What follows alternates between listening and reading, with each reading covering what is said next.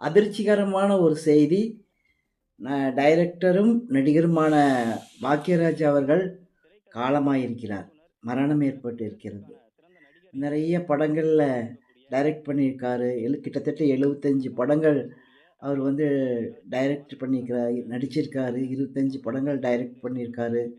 ஒரு நல்ல தமிழகத்தினுடைய ஒரு நல்ல சினிமா டைரக்டர் அவர். கதை வசனம் எல்லாமே நல்லாயிருக்கும். சுவரில்லாத சித்திரங்கள் மூலமாக அறிமுகமானார். அதுக்கப்புறம் நிறைய படங்கள், இன்று போய் நாளை வா, தூறல் நின்று போச்சு, அந்த மாதிரி நிறைய படங்கள். அதாவது ஒரு கதாநாயகன் வந்து நல்ல ஹேண்ட்ஸமாக ஸ்டைலாக இருக்கணுங்கிற அவசியம் இல்லை. சாதாரணமான ஒரு பையனும் கூட கதாநாயகனாக நடிக்கலாம் அப்படின்னு சொல்லி கொண்டு வந்தவர். அவர் பாரதி ராஜாவோட ஸ்டூடெண்ட்டு.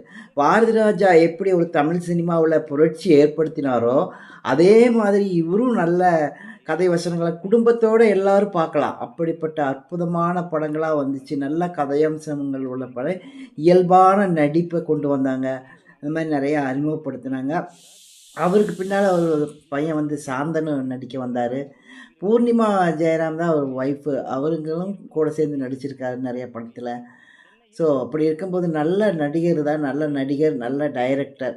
பாருங்கள், யாருக்கு என்ன நடக்குதுன்னு தெரிய மாட்டேங்குது. இப்போது இவர் குஷ்புவோட அவங்களுடைய கல்யாண நிகழ்ச்சியெல்லாம் கூட கலந்துட்டாராமா. கலந்துட்டு இன்றைக்கி காலையில் வந்து வாக்கிங் போயிருந்திருக்காரு. வாக்கிங் போகும்போது நெஞ்சு வலி அப்படின்னு சொல்லியிருக்கிறாங்க. உடனே ஹாஸ்பிட்டல் கொண்டு போயிருக்கிறாங்க.